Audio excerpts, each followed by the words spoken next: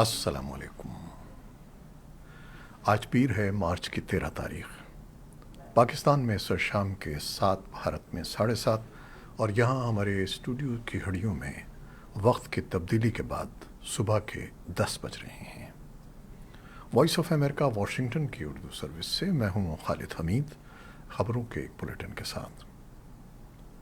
پاکستان کے سابق سفارتکاروں اور خارجہ پالیسی کے تجزیہ کاروں نے چین کی ثالثی میں سعودی ایران مصالحتی معاہدے کو انتہائی اہم پیش رفت قرار دیتے ہوئے اسے نہ صرف مشرق وسطیٰ کی سیاست بلکہ اس کے پاکستان پر بھی وسیع اثرات مرتب ہونے کی پیش گوئی کی ہے۔ تاریخی طور پر پاکستان کے سعودی عرب اور اس کے قریبی پڑوسی ایران کے ساتھ دونوں کے ساتھ قریبی تعلقات تھے، لیکن ماضی میں دونوں ممالک کی دشمنی نے بھی پاکستان کے لیے خارجہ پالیسی کو چیلنج کیا تھا۔ پاکستان میں کئی سالوں سے توشہ خانے سے تحائف لینے کے معاملے پر بحث کے بعد اب پاکستان کی حکومت نے باضابطہ طور پر گزشتہ 21 سال کا ریکارڈ جاری کر دیا ہے، جس کے مطابق تحائف وصول کرنے والوں میں سابق صدور، سابق وزرائے اعظم، وفاقی وزراء اور سرکاری افسران کے نام شامل ہیں۔ توشہ خانے کے ریکارڈ کے مطابق سابق صدر جنرل ریٹائرڈ پرویز مشرف، سابق وزرائے اعظم شوکت عزیز، یوسف رضا گیلانی، نواز شریف، راجہ پرویز اشرف اور عمران خان سمیت دیگر کے نام شامل ہیں، جبکہ موجودہ وزیر اعظم شہباز شریف اور صدر عارف علوی کا توشہ خانہ ریکارڈ بھی اپلوڈ کیا گیا ہے۔ ریکارڈ کے مطابق سابق صدر آصف زرداری کو 181، نواز شریف کو 55، شاہد خاقان عباسی کو 27، عمران خان کو 112 اور پرویز مشرف کو 126 تحائف ملے۔ اسلام آباد ہائی کورٹ نے نور مقدم کیس میں مرکزی ملزم ظاہر جعفر کی سزائے موت کا حکم برقرار رکھتے ہوئے زیادتی کے الزام میں سیشن کورٹ کی طرف سے دی جانے والی عمر قید کی سزا کو موت کی سزا میں تبدیل کر دیا ہے۔ اسلام آباد ہائی کورٹ میں 2 رکنی بینچ نے نور مقدم کیس سزا کے خلاف اپیلوں پر فیصلہ سنا دیا۔ چیف جسٹس ہائی کورٹ کی سربراہی میں 2 رکنی بینچ کے فیصلے میں اسلام آباد ہائی کورٹ نے ظاہر جعفر کی سزا کا حکم برقرار رکھنے کا حکم دیا اور 2 شریک مجرمان کی سزا کے خلاف اپیلیں بھی مسترد کر دیں۔ عدالت عالیہ کے سیشن عدالت کا فیصلہ برقرار رکھا۔ عدالت عالیہ نے سیشن عدالت کا فیصلہ برقرار رکھا اور ظاہر جعفر کو زیادتی مقدمے میں سزائے موت کا حکم دیا۔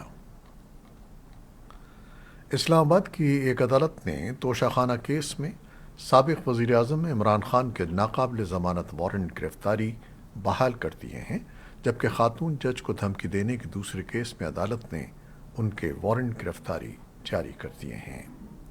اسلام آباد سے وائس آف امریکہ کے نمائندے عاصم علی رانا کے مطابق ایڈیشنل سیشن جج ظفر اقبال نے پیر کو توشہ خانہ کیس کی سماعت کرتے ہوئے عمران خان کی حاضری سے استثناء کی درخواست خارج کر دی۔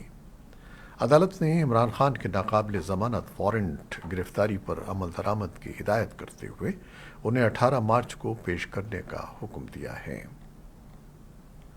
افغانستان میں بارودی سرنگوں کو ناکارہ بنانے والی ایک این جی او کے ایک اہلکار کا کہنا ہے کہ گزشتہ 2 سالوں میں 15,000 افغان ڈی مائنرز میں سے نصف نے فنڈز کی کمی کی وجہ سے ملازمتیں کھو دی ہیں۔ کمپنی کے ڈائریکٹر شہاب حکیمی نے وائس آف امریکہ کو بتایا کہ اس وقت صرف امریکی حکومت افغانستان کے مائننگ پروگرام کو فنڈز فراہم کر رہی ہے۔ اگست سن 2021 سے پہلے ہلاکتوں کی اوسط تعداد ہر ماہ تقریباً 160 تھی۔ اگست سن 2021 کے بعد سے ہلاکتوں کی رپورٹنگ میں خلل پڑا ہے اور سن 2022 کے دوران صرف 188 نئی ہلاکتیں رپورٹ ہوئی ہیں، جبکہ پچھلے سال کے لیے یہ تعداد 1144 تھی۔ بھارت کی اعلیٰ تحقیقاتی agency central bureau of investigation اور انسداد منی لانڈرنگ کے ادارے انفورسمنٹ ڈائریکٹوریٹ نے حالیہ دنوں میں حزب اختلاف کے رہنماؤں کے خلاف بدعنوانی کے الزامات کی جانچ تیز کر دی ہے۔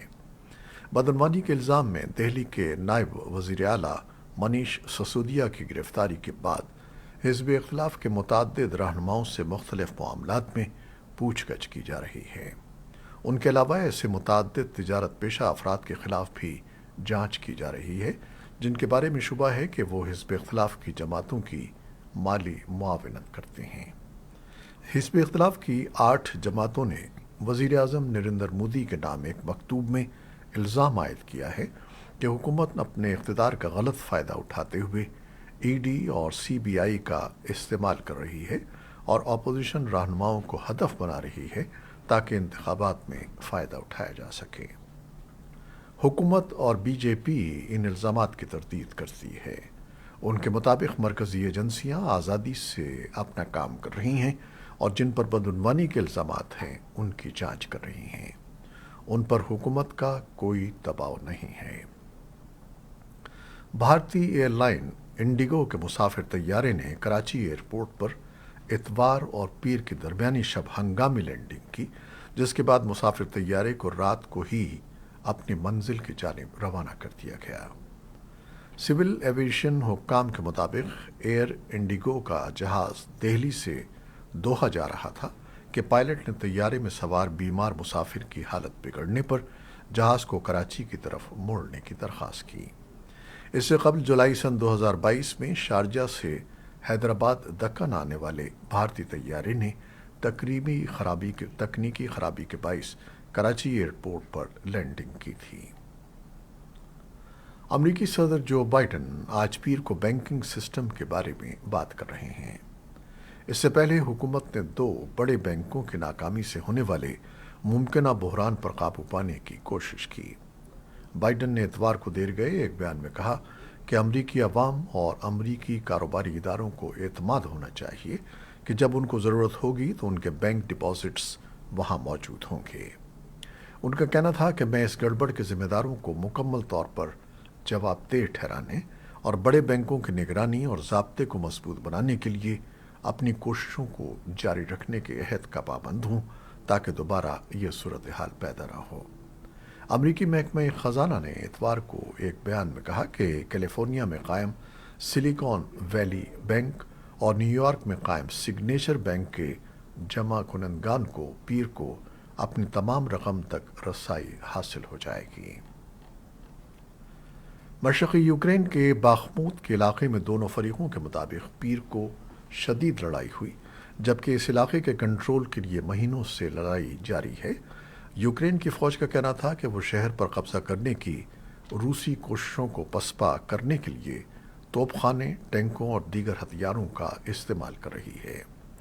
برطانیہ کی وزارت دفاع نے حالیہ دنوں میں اندازہ لگایا ہے کہ روس کا ویگنر نیم فوجی گروپ باخموت کے بیشتر مشرقی حصے پر قابض ہے اور مغربی حصے پر یوکرینی افواج کا قبضہ ہے۔ ویگنر کے بانی یوگینی پریگوزن نے صورتحال کو انتہائی دشوار قرار دیا کیونکہ ان کی افواج کے شہر کے مرکز کے قریب آنے کے ساتھ ہی لڑائی مزید مشکل ہوتی جا رہی ہے۔ روس نے دونباس کے علاقے پر قبضہ کرنے کے اپنے وسیع مقصد کے ایک اہم حصے کے طور پر باخموت کو نشانہ بنایا ہے۔ یوکرین کے صدر ولادیمیر زیلنسکی نے باخموت کے دفاع کا عزم ظاہر کیا ہے، جبکہ کچھ اتحادیوں بشمول امریکی وزیر دفاع لائیڈ آسٹن اور نیٹو کے سیکرٹری جنرل یانس اسٹالٹنبرگ نے خبردار کیا ہے کہ یوکرین کی شکست تنازع میں اہم موڑ نہیں بنے گی۔ سعودی ولی عہد محمد بن سلمان نے اتوار کو نئی قومی ایئر لائن ریاض ایئر شروع کرنے کا اعلان کیا ہے۔ سعودی عرب کی سرکاری نیوز ایجنسی سعودی پریس ایجنسی کے مطابق یہ ایئر لائن سعودی عرب کو دنیا کے لیے گیٹ وے اور نقل و حمل، تجارت اور سیاحت کے لیے عالمی مقام بنانے کے قابل بنانا چاہتی ہے۔ سعودی عرب کے خود مختار پبلک انویسٹمنٹ فنڈ کے جاری کردہ بیان کے مطابق ایئر لائن کے بورڈ آف گورنرز کی سربراہی پی آئی ایف کے گورنر یاسر بن عثمان الرامیان کریں گے، جبکہ ٹونی ڈگلس کو اس کا سی ای او مقرر کیا گیا ہے۔ ریاض ایئر لائن کا مرکزی دفتر سعودی عرب کے دارالحکومت ریاض میں ہوگا۔ صدر شی جن پنگ نے کہا ہے کہ چین کو عالمی امور کے انتظام میں بڑا کردار ادا کرنا چاہیے۔ شی نے پیر کو قانون ساز اجلاس کے بعد یہ بیان دیا۔ انہوں نے کہا کہ یہ عالمی امن اور ترقی میں مثبت توانائی کا اضافہ کرے گا اور ہمارے ملک کی ترقی کے لیے ایک سازگار بین الاقوامی ماحول پیدا کرے گا۔ اس سے پہلے بیجنگ نے ایک سفارتی انقلاب برپا کر دیا جب اس نے مذاکرات کے ذریعے سعودی عرب اور ایران کے درمیان سفارتی تعلقات کو دوبارہ بحال کرنے کا معاہدہ کروا دیا۔ چینی صدر شی جن پنگ اپنے ہم منصب ولادیمیر پوٹن سے ملاقات کے لیے اگلے ہفتے روس کے دورے کا منصوبہ بنا رہے ہیں۔ یہ دورہ ایک ایسے وقت میں ہو رہا ہے جب چین یوکرین میں امن کے لیے ثالثی کی پیشکش کر رہا ہے۔ چین کی اس کوشش کو مغرب کی جانب سے شکوک و شبہات کا سامنا ہے کیونکہ روس کے لیے چین کی سفارتی حمایت موجود ہے۔ چین کی وزارت خارجہ اور کریملن کی جانب سے اس خبر پر فوری طور پر کوئی تبصرہ سامنے نہیں آیا ہے۔ امریکی حکام نے سینکڑوں پناہ گزینوں کو میکسیکو سے امریکہ میں داخل ہونے سے روک دیا ہے۔ یہ پناہ گزین ہوم سیکیورٹی ڈپارٹمنٹ کی ایک ایپ کے ذریعے سیاسی پناہ لینے کے لیے امریکہ میں داخل ہونا چاہتے تھے۔ یہ ایپ پناہ حاصل کرنے کی درخواستوں پر دستاویزی کارروائی تیز کرنے کے لیے بنائی گئی تھی۔ تاہم پناہ گزینوں کا کہنا ہے کہ ایپ میں مسائل کی وجہ سے ان کی درخواستوں میں کارروائی میں تاخیر ہو رہی ہے۔ عالمی تنازعات پر نظر رکھنے والے ایک تھنک ٹینک کے مطابق یورپی ممالک کی اسلحے کی خریداری میں 47% اضافہ ہوا ہے۔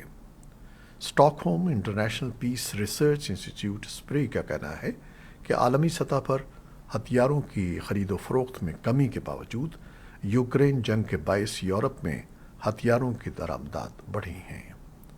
رپورٹ کے مطابق مغربی ممالک کے دفاعی اتحاد نیٹو کی اسلحہ خریداری میں 65% اضافہ ہوا ہے۔ رپورٹ میں کہا گیا ہے کہ ہتھیاروں کی عالمی فروخت میں امریکہ کا حصہ 33% سے بڑھ کر 40% ہو گیا ہے۔ جرمنی میں ملازمین کی ایک روزہ ہڑتال کی وجہ سے متعدد ایئرپورٹس پر فضائی آپریشن بری طرح متاثر ہوئے ہیں۔ ورکرز یونین نے تنخواہوں میں 10.5% اضافے کا مطالبہ کیا تھا۔ البتہ متعدد کمپنیوں نے 2 مراحل میں 5% اضافے کی پیشکش کی ہے۔ اس ہڑتال کے نتیجے میں 4 شہروں کے ایئرپورٹس کی سینکڑوں پروازیں منسوخ ہو گئی ہیں۔ Hollywood film Everything Everywhere All at Once بہترین فلم کا آسکر جیتنے میں کامیاب ہو گئی ہے، جبکہ یہ فلم دیگر 7 بڑے ایوارڈز بھی اپنے نام کر کے سب سے نمایاں رہی ہے۔ امریکہ کے شہر لاس اینجلس کے ڈالبی تھیٹر میں اتوار کی شب آسکرز کی رنگا رنگ تقریب منعقد ہوئی، جس میں ہالی ووڈ کے اداکاروں، ہدایت کاروں اور دیگر نامور شخصیات نے شرکت کر کے تقریب کی رونقیں بڑھائیں۔ دوسرے number per German film all quite on the western front رہی، جس کے حصے میں 4 ایوارڈز آئے۔ اکیڈمی ایوارڈز کی تقریب میں پاکستان کی کوئی فلم نامزد نہیں ہوئی، البتہ نوبل انعام یافتہ ملالہ یوسفزئی نے اپنے شوہر کے ساتھ تقریب میں شرکت کی۔ افغانستان کے خلاف 3 T20 میچوں میں مشتمل سیریز کے لیے پاکستان نے 15 رکنی اسکواڈ کا اعلان کر دیا ہے۔ البتہ اس اسکواڈ کا حصہ نہ ہی بابر اعظم ہوں گے، نہ ہی محمد رضوان، جبکہ شاہین شاہ آفریدی کو بھی سیریز کے دوران آرام کی غرض سے باہر بٹھایا گیا ہے۔ پی سی بی کی مینجمنٹ کمیٹی کے سربراہ نجم سیٹھی نے لاہور میں میڈیا سے گفتگو کرتے ہوئے کہا کہ ورک لوڈ مینجمنٹ کی خاطر سینئر کھلاڑیوں کو آرام کا مشورہ دیا گیا ہے اور اس میں ان تمام کھلاڑیوں کی مرضی شامل ہے۔ پاکستان اور افغانستان کے درمیان 3 میچوں کی T20 انٹرنیشنل سیریز 24 سے 27 مارچ کو شارجہ میں کھیلی جائے گی۔ ٹیم کی قیادت بابر اعظم کے ساتھ نائب کپتان رہنے والے شاداب خان کریں گے، جبکہ محمد حارث اور اعظم خان سیریز میں وکٹ کیپر کے فرائض انجام دیں گے۔ یہ تھیں وہ خبریں جو فیس بک لائیو پر ہم نے آپ کے لیے پیش کیں۔ ہماری ویب سائٹ، یوٹیوب اور پوڈ کاسٹ پر یہ بلیٹن آپ کے لیے پوسٹ کر دیا جاتا ہے۔ آپ ہمارے بلیٹن کو شیئر کرتے ہیں اور اپنے کمنٹس میں اپنی محبتوں اور دعاؤں کا اظہار کرتے ہیں، جس کے لیے ہم آپ کے بے حد ممنون ہیں۔ اپنی ان کاوشوں کو جاری رکھیے گا۔ کیمرہ مین فواد الیاس کے ساتھ نیوز ایڈیٹر بہجت جیلانی اور خالد حمید کو اب اجازت دیجیے گا۔ اللہ حافظ۔